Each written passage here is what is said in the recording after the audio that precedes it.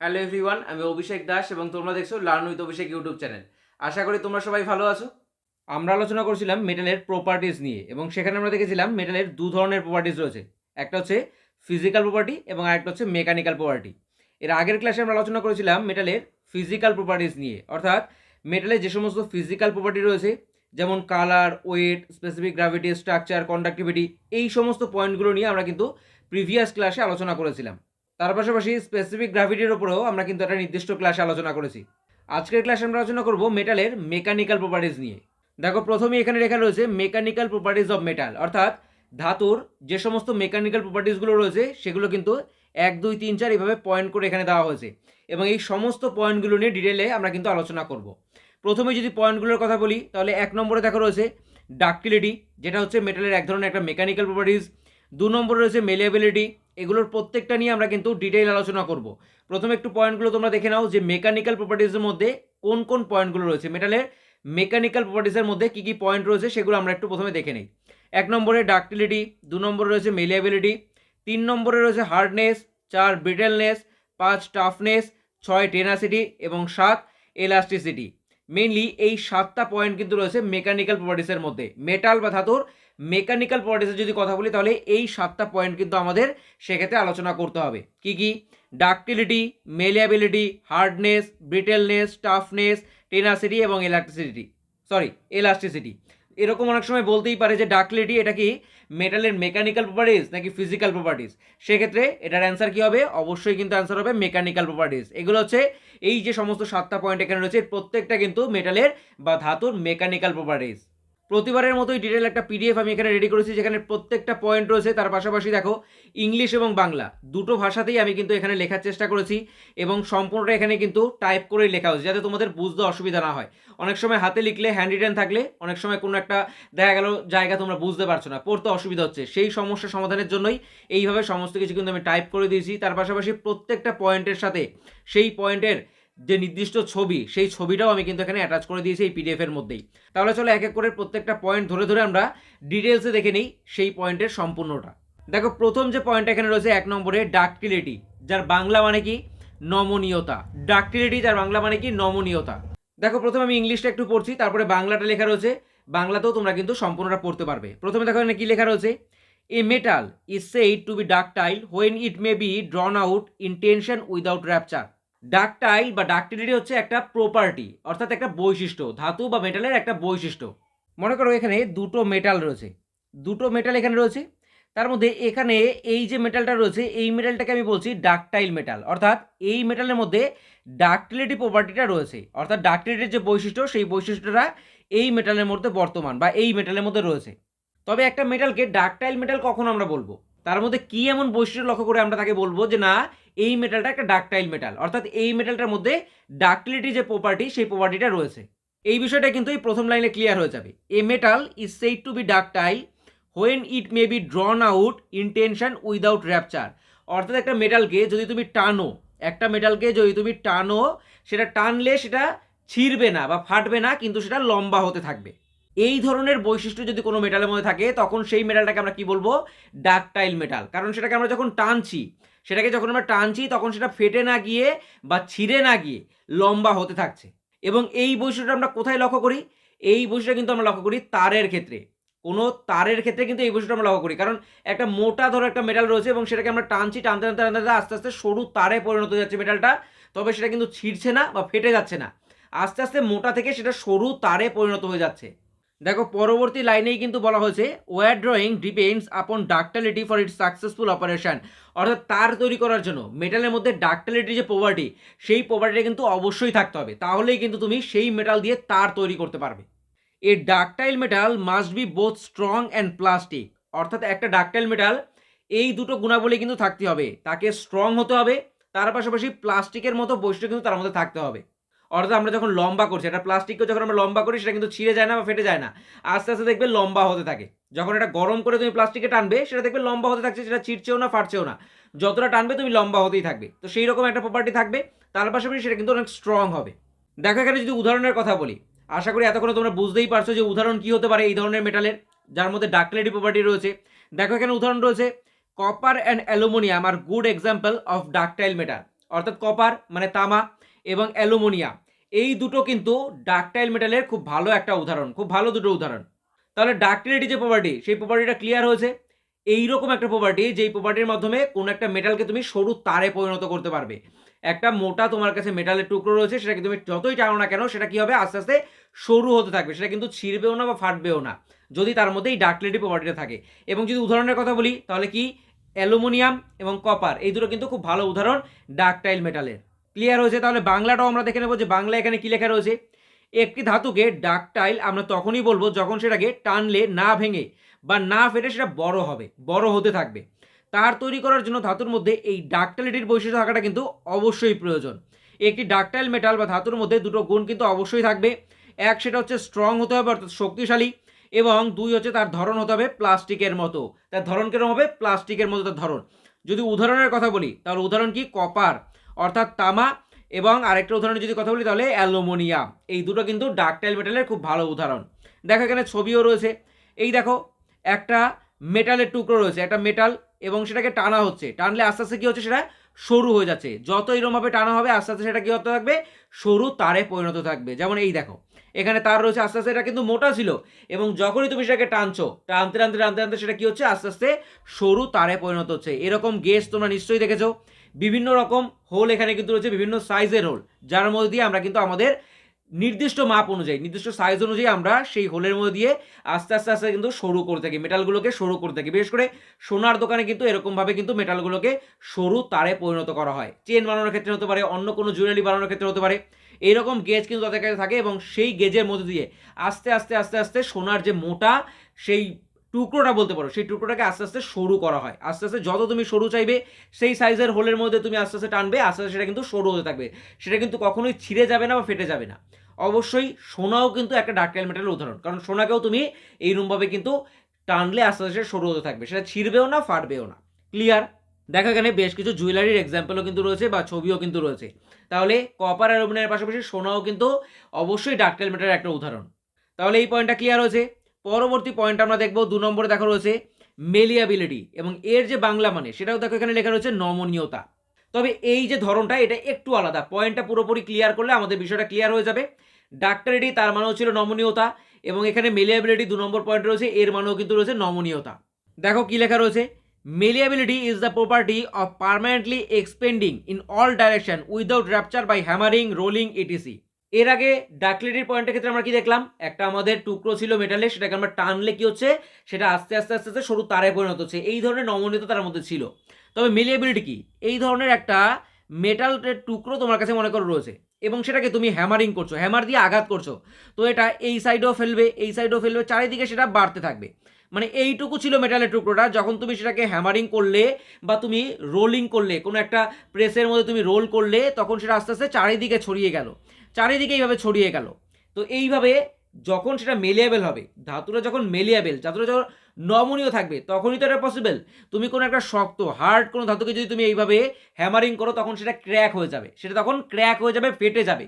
তবে তুমি যদি নমনীয় মেলিয়াবেল প্রপার্টি রয়েছে এমন কোনো ধাতু নাও, এবং তার উপর তুমি যদি হ্যামারিং করো, তাহলে দেখবে সেটা চারিদিকে ছড়িয়ে যাচ্ছে, চারিদিকে ছড়িয়ে যাচ্ছে, সেটা ফাটছেও না বা ক্র্যাকও হচ্ছে না তার মধ্যে, কিন্তু সেটা চারিদিকে এইভাবে কিন্তু ছড়িয়ে যাবে, মানে বড় হতে থাকবে, বড় হতে থাকবে। এটাই হচ্ছে মেন বিষয়, বড় হতে থাকবে। যেমন এখানে উদাহরণ দেখো লেখা রয়েছে, lead and gold are very malleable metal. Lead অর্থাৎ সীসা, এবং গোল্ড অর্থাৎ সোনা, এই দুটো কিন্তু খুবই মেলিয়েবল মেটাল। একটা সোনার টুকরোকে তুমি নিয়ে হ্যামারিং করো, সেটা আস্তে আস্তে দেখবে ছড়িয়ে বড় হতে থাকবে, সেটা কিন্তু ফাটবে না বা ক্র্যাক হবে না। আবার তেমনি তুমি যদি একটা লিড বা সীসা নাও, সীসার টুকরোটাকেও তুমি যদি হ্যামারিং করো, তাহলে সেটা দেখবে বড় হতে থাকে, চারিদিকে সেটা ছড়িয়ে বড় হতে থাকবে, সেটা কিন্তু কখনোই ফাটবে না, কারণ সেটা মেলিয়েবল একটা মেটাল, তার মধ্যে মেলিয়াবিলিটির যে প্রপার্টি, সেই প্রপার্টিটা রয়েছে। দেখো এখানে ছবিও রয়েছে, মেলিয়েবল ডেফিনেশন। এখানে একটা বার রয়েছে, একটা গোল্ডের বা সোনার বার রয়েছে, যেখানে হ্যামারিং করা হচ্ছে, হ্যামার দিয়ে আঘাত করা হচ্ছে, এবং সেটা আস্তে আস্তে কি হচ্ছে, এইরকমভাবে বড় হয়ে গেছে। দেখো হ্যামারিং করতে করতে এটা কি হয়েছে, এইরকম বড় হয়ে গেছে, চারিদিকে ছড়িয়ে গেছে, কিন্তু সেটা কোথাও কিন্তু ক্র্যাক হয়নি, কোথাও কিন্তু ফেটে যায়নি। তবে এখানেই তুমি যদি একটা কাস্ট আয়রন রাখতে, যার মধ্যে মেলিয়াবিলিটির যে প্রপার্টি, সেই প্রপার্টিটা নেই, তাহলে সেই কাস্ট আয়রনটাকে তুমি যদি এভাবে হ্যামারিং করতে, সেটা দেখতে ভেঙে গেছে, সেটা ফেটে গেছে, সেটা কিন্তু এইভাবে কখনোই বড় হবে না, কারণ সেই যে ধাতু, সেই যে কাস্ট আয়রন, তার মধ্যে কিন্তু মেলিয়াবিলিটির যে প্রপার্টি বা মেলিয়াবিলিটির যে বৈশিষ্ট্য, সেই বৈশিষ্ট্যটা কিন্তু নেই। ক্লিয়ার? বোঝা গেছে? দেখো বাংলাতেও সম্পূর্ণটা লেখা রয়েছে। এর আগের পয়েন্টে আমরা আলোচনা করলাম ডাকটাইল মেটাল নিয়ে। সেখানে আমরা দেখলাম কোনো একটা ডাকটাইল মেটাল এর বৈশিষ্ট্য বা পরিচয় সেটাকে যদি আমরা টানি তাহলে সেটা না ভেঙে বড় হতে পারে, অর্থাৎ তারের মতো সরু তারে পরিণত করা যেতে পারে তাকে। মেলিয়েবিলিটিও ঠিক একই রকমের একটা বৈশিষ্ট্য। কোনো একটা মেলিয়েবল মেটালের উপর আমরা যদি হাতুড়ি দিয়ে আঘাত করতে থাকি তাহলে সেটা ভেঙে না গিয়ে চারিদিকে বড় হতে থাকবে। দেখো এখানে আরেকটা ইমেজ রয়েছে, এটা হচ্ছে রিভেটিংয়ের ক্ষেত্রে। রিভেটিংয়ের ক্ষেত্রে এরকম একটা হেড থাকে যেটা হ্যামারিং করে আমরা কিন্তু এইরকম হেডটাকে মাশরুম হেডে পরিণত করে দেই। যেহেতু এটা মেলিয়েবল সেই কারণে এটা কিন্তু পসিবল। এটা যদি মেলিয়েবিলিটি প্রপার্টি না থাকতো তাহলে কিন্তু কখনোই এটা এরকম মাশরুম হেডে পরিণত হতো না। এইরকম রয়েছে রিবেটটা, এইরকম রিবেটটাকে আমরা মারতে মারতে কিন্তু এইরকম মাশরুম হেড তৈরি করে ফেলি, যেহেতু এটা মেলিয়েবল একটা মেটাল। ক্লিয়ার? চারিদিকে বড় হতে থাকবে এবং তার সাইজ, আকার, শেপ, আকৃতি চেঞ্জ হতে থাকবে। লিড বা সীসা, সোনা হলো খুব ভালো মেলিয়েবল মেটালের উদাহরণ। ক্লিয়ার? পরবর্তী পয়েন্ট দেখো 3 নম্বর রয়েছে হার্ডনেস, অর্থাৎ কঠোরতা। Hardness is a measure of metal ability to withstand scratching, wear, abrasion and penetration. Hardness হচ্ছে একটা প্রপার্টি, মেটালের একটা প্রপার্টি, এবং সেই প্রপার্টির মাধ্যমে আমরা কি বুঝতে পারি যে মেটালটা কতটা হার্ড, মেটালটা কতটা শক্ত, এবং তার জন্য একটা টেস্টও রয়েছে। এগুলো হচ্ছে এক একটা মেটাল, আলাদা আলাদা 3টে মেটাল এখানে রয়েছে, এবং 3টে মেটালের ওপর স্টিলের 3টে কিন্তু হেভি ওয়েটের বল রাখা হয়েছে, এবং সেই বলগুলো দীর্ঘ সময়ের জন্য এখানে রাখা হয়, এবং তারপর দেখা হয় যে কতটা বলগুলো সেই মেটালের মধ্যে ঢুকে গেছে, এবং সেই যে ডেপথ, সেই ডেপথের ওপর বেস করেই কিন্তু পরীক্ষাটা করা হয় যে সেই মেটালটা কতটা হার্ড। পরবর্তী পয়েন্ট আমরা দেখবো 4 নম্বরে দেখা রয়েছে ব্রিটেলনেস, অর্থাৎ ভঙ্গুরতা। ব্রিটেলনেস হচ্ছে এমন একটা প্রপার্টি যে প্রপার্টির মাধ্যমে বোঝা যায় যে সেই ধাতুটা হচ্ছে ভঙ্গুর একটা ধাতু। যদি কোনো ধাতুর মধ্যে ব্রিটেলনেস প্রপার্টি থাকে তাহলে সেটা তুমি কি বুঝবে, সেই ধাতুটা ভঙ্গুর, সেই ধাতুটা কিন্তু ভেঙে যাবে, খুব তাড়াতাড়ি আঘাত করলে সেই ধাতুটা ভেঙে যাবে। দেখো পয়েন্ট এখানে কি লেখা রয়েছে, brittleness is that property of metal which permits no permanent distortion before breaking. Cast iron is an example of brittle metal. Cast iron কিন্তু ব্রিটেল মেটালের খুব ভালো একটা উদাহরণ, খুব ভালো একটা এক্সাম্পল বলতে পারো। And it will break rather than bend under shock or impact. দেখো এখানে ভাইসের মধ্যে একটা কাস্ট আয়রনের একটা টুকরো কিন্তু রয়েছে, বাধা রয়েছে, এবং সেটা হ্যামার দিয়ে যখন তুমি আঘাত করলে সেটা কিন্তু ব্যান্ড হলো না, এখান থেকে কিন্তু বেঁকে গেল না, না বেঁকে কি হলো, এখান থেকে সেটা ভেঙে বেরিয়ে গেল। যেহেতু সেটা একটা ব্রিটেল মেটাল, সেটা একটা ভঙ্গুর মেটাল, ভঙ্গুর একটা ধাতু, সেই কারণেই এখানে কিন্তু এটা বেঁকে গেল না। যদি এটা একটা মেলিয়েবল মেটাল হতো তাহলে কি হতো, যদি মনে করেন এখানে একটা সীসা রয়েছে বা এখানে একটা সোনা বা গোল্ডের টুকরো রয়েছে এবং তুমি হ্যামার দিয়ে আঘাত করলে সেটা কি হবে, বেঁকে যাবে, সেটা বেঁকে যাবে, তাই তো নাকি? সেটা এইভাবে এখান থেকে তো এরকমভাবে ভেঙে যাবে না, সেটা বেঁকে এরকম বেঁকে যেতে পারে, তবে ভেঙে যাবে না। কিন্তু যেহেতু কাস্ট আয়রন একটা ব্রিটেল মেটাল, একটা ভঙ্গুর ধাতু, সেহেতু যখনই তুমি এইভাবে আঘাত করলে তখন এটা কি হলো, এখান থেকে সরাসরি ভেঙে বেরিয়ে গেল। ক্লিয়ার? তাহলে ব্রিটেলনেস কি প্রপার্টি? ব্রিটেলনেস হচ্ছে ভঙ্গুরতা। কোনো ধাতুর মধ্যে যদি ব্রিটেলনেস প্রপার্টি থাকে তাহলে সেই ধাতুটা কি হবে, সেই ধাতুটা ভঙ্গুর প্রকৃতির হবে। এবং যদি সব থেকে ভালো উদাহরণ তোমার কাছে জানতে চাওয়া হয় তাহলে উদাহরণ কি হবে, কাস্ট আয়রন। এটা ব্রিটেল মেটালের যদি উদাহরণ জিজ্ঞাসা করা হয় তাহলে অ্যান্সার কি হবে, কাস্ট আয়রন। পরবর্তী পয়েন্ট দেখো, বাংলা এখানে লেখা রয়েছে ব্রিটেলনেস অর্থাৎ ভঙ্গুরতা, এবং কাস্ট আয়রন হলে সব থেকে ভালো একটি উদাহরণ। কাস্ট আয়রনের উপর যদি তোমরা আঘাত করো তাহলে সেটা মেলিয়েবল মেটালের মতো কিন্তু বড় হবে না, বেঁকে যাবে না, সরাসরি এটা কি হবে, ভেঙে যাবে। পরবর্তী পয়েন্ট দেখো রয়েছে টাফনেস, 5 নম্বর পয়েন্ট, টাফনেস অর্থাৎ দৃঢ়তা। Toughness is the property of metal with withstand shock or impact. একটা মেটালের ওপর তুমি শক অর ইম্প্যাক্ট করলে, আবার আঘাত করলে সেটা কতটা সহ্য করতে পারবে সেটাই প্রমাণিত হয় এই টাফনেস প্রপার্টির মাধ্যমে। Toughness is the property opposite to brittleness. ব্রিটেলনেসের অপোজিট, যেরকম এই জায়গায় আমরা একটা ব্রিটেল ধাতুর দেখলাম, কাস্ট আয়রন ছিল, তবে এখানে একটা টাফ যদি মেটাল থাকে এবং আমরা যদি আঘাত করি সেটা কীভাবে ভাঙবে না, সেটা কীভাবে ভাঙবে না, সেটা কি ইম্প্যাক্ট, মানে এই যে হাতুড়ির আঘাত, সেই আঘাতটা সয়ে নেবে, সহ্য করে নেবে, কারণ সেটা একটা টাফ মেটাল, সেটা কিন্তু ব্রিটেল মেটাল না। তাই টাফনেসকে কি বলা হয়েছে, অপোজিট, ব্রিটেলনেসের অপোজিট একটা প্রপার্টি, ব্রিটেলনেসের অপোজিট প্রপার্টি। এবং রট আয়রন হচ্ছে সব থেকে ভালো একটা এক্সাম্পল বা ভালো একটা উদাহরণ। তোমরা সবাই নিশ্চয়ই ক্রেনের হুক দেখেছো, বড় বড় ক্রেনের যে হুকগুলো থাকে সেই হুকগুলো কিসের তৈরি হয়, সেগুলো কিন্তু রট আয়রনে তৈরি হয়, কারণ সেগুলো অনেক হেভি লোড কিন্তু নেয়, অনেক হেভি লোড সেগুলো দিয়ে তোলা হয়, তো সেই কারণেই সেটা কিন্তু টাফ মেটাল হতে হবে, অনেক বেশি টাফ হতে হবে, তাহলেই কিন্তু সে সেই ওয়েটগুলোকে ক্যারি করতে পারবে। যদি সেটা কাস্ট আয়রনে তৈরি হতো তাহলে কি হতো, যখনই কোনো হেভি লোড সেটাকে তুমি তুলতে সেই হুকগুলো ব্যবহার করে, তাহলে সেই হুকগুলো কি হতো, ক্র্যাক হয়ে যেত বা ভেঙে পড়ে যেত। তবে রট আয়রন হচ্ছে খুব টাফ একটা মেটাল, টাফনেস প্রপার্টি রয়েছে তার মধ্যে, সেই কারণেই সেই ক্রেনের যে হুক, সেই হুকগুলো কিন্তু রট আয়রনে তৈরি হয়। দেখো এখানে বাংলাতেও লেখা রয়েছে টাফনেস হচ্ছে ব্রিটেলনেসের ঠিক বিপরীত একটি প্রপার্টি বা বৈশিষ্ট্য, এবং রট আয়রন হচ্ছে সব থেকে ভালো একটি উদাহরণ। যদি ব্রিটেলনেসের একটা উদাহরণ, যদি আমরা ব্রিটেল একটা মেটালের উদাহরণ দাও, তাহলে সেক্ষেত্রে অ্যান্সার হবে কিন্তু কাস্ট আয়রন। এবং যদি বলা হয় টাফ মেটালের টাফনেস প্রপার্টি রয়েছে এমন একটা মেটালের উদাহরণ দাও, সেক্ষেত্রে অ্যান্সার কি হবে? রট আয়রন। এবং ক্রেনের হুক, এই প্রশ্নটাও কিন্তু আসে যে ক্রেনের হুক কোন মেটালের তৈরি হয়, সেক্ষেত্রে কাস্ট আয়রন থাকতে পারে, রট আয়রন থাকতে পারে, এরকম একাধিক অপশন তোমার কাছে থাকতে পারে। এবং অ্যান্সার কি হবে সেক্ষেত্রে? অ্যান্সার কিন্তু হবে রট আয়রন। ক্লিয়ার? রট আয়রনের উপর আমরা যদি আঘাত করি তাহলে সেটা কিন্তু কাস্ট আয়রন মতো ভেঙে যাবে না, কারণ রট আয়রন কিন্তু কাস্ট আয়রনের মতো ব্রিটেল মেটাল না। রট আয়রন টাফ মেটাল, সে খুব সহজে আঘাত থেকে সহ্য করে নিতে পারবে। ক্লিয়ার? দেখো টাফ, এখানে টাফের একটা ইমেজ দেওয়া হয়েছে, একটা মনে করো এটা টাফ মেটাল, টাফনেস প্রপার্টি যার মধ্যে রয়েছে, এবং তার উপর তুমি চিজেল দিয়ে আঘাত করছো, তাহলে সহজেই কিন্তু তুমি তার মধ্যে ইম্প্যাক্ট করতে পারবে না, অর্থাৎ তার মধ্যে কিন্তু হোল তৈরি করতে পারবে না, কাটতে পারবে না। সেই মেটালটাকে কাটতে কিন্তু তোমার সময় লাগবে, তুমি সহজেই এই চিজেলটা এর মধ্যে ঢুকিয়ে দিতে পারবে না, কারণ মেটালটা অনেক বেশি টাফ। তার জন্য তোমায় আস্তে আস্তে কিন্তু সেই মেটালটাকে কাটতে হবে। এবং এখানে এই দেখো দ্বিতীয় আরেকটা পয়েন্ট, এখানে সরাসরি বুঝিয়ে দেওয়া হয়েছে টাফনেস এবং তার অপোজিট যে প্রপার্টি ব্রিটেলনেস। ভাইসের মধ্যে দুটো মেটাল রয়েছে, এটা হচ্ছে একটা টাফ মেটাল, তুমি যখনই এর উপর হাতুড়ি দিয়ে আঘাত করছো, ইম্প্যাক্ট করছো, তাহলে এটা কি হচ্ছে? বেঁকে যাচ্ছে। দেখো এখানে এটা কিন্তু বেঁকে যাচ্ছে, এটা কিন্তু ভেঙে যাচ্ছে না, কারণ এটা শকটাকে অ্যাবজর্ব করে নিচ্ছে। তার যে ইম্প্যাক্টটা হচ্ছে, এই মেটালটার উপর যে ইম্প্যাক্টটা তুমি করছো, হাতুড়ি দিয়ে যে আঘাতটা করছো, সেই আঘাতটাকে সয়ে নিচ্ছে বা সহ্য করে নিচ্ছে, তবে ভেঙে যাচ্ছে না, যেহেতু এটা ব্রিটেল না। তবে তার অপোজিট প্রপার্টি ব্রিটেলনেস, মনে করো এটা কাস্ট আয়রনের একটা টুকরো, যেটাকে তুমি হাতুড়ি দিয়ে আঘাত করলে সাথে সাথে কিন্তু সে কি হলো? এখান থেকে ভেঙে গেল। সে কিন্তু সেই যে আঘাতটা সহ্য করতে পারলো না, সে কি হলো? এখান থেকে ভেঙে গেল। এটা হচ্ছে ব্রিটেলনেস প্রপার্টি। এবং যেহেতু এটা রট আয়রনের একটা টুকরো এবং এর মধ্যে টাফনেস প্রপার্টিটা বা টাফনেসের যে বৈশিষ্ট্যটা রয়েছে, সেই কারণে এটা কিন্তু ভাঙলো না। ক্লিয়ার? পরবর্তী পয়েন্টটা দেখো 6 নম্বর এখানে রয়েছে টেনাসিটি। এর অর্থাৎ এর যে বাংলা মানে সেটাও কিন্তু দৃঢ়তা। টেনাসিটি এই প্রপার্টির মাধ্যমে মূলত বোঝানো হয় কোন একটা মেটাল কতটা টেনসাইল ফোর্স সহ্য করতে পারে। একটা মেটালকে তুমি টানছো, কোনো কিছু দিয়ে তুমি টানছো যখন একটা মেটালকে, সেই যে টেনসাইল ফোর্সটা তার মধ্যে পড়ছে, সেই ফোর্সটা কতটা সেই মেটালটা বা ধাতুটা সহ্য করতে পারে, সেটাই মূলত এই প্রপার্টির মাধ্যমে বোঝানো হয়।